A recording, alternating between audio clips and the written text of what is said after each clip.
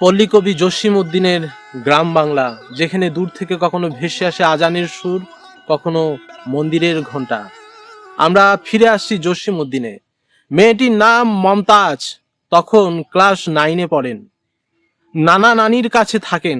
তার নানা ইদ্রিস সাহেবকে একদিন ঢাকা বিশ্ববিদ্যালয়ের ইকোনমিক্সের লেকচারার শফিউল্লাহ সাহেব বললেন, আপনার বাড়িতে আগামীকাল একজন গুণী মানুষকে নিয়ে আসব, যদি অনুমতি দেন।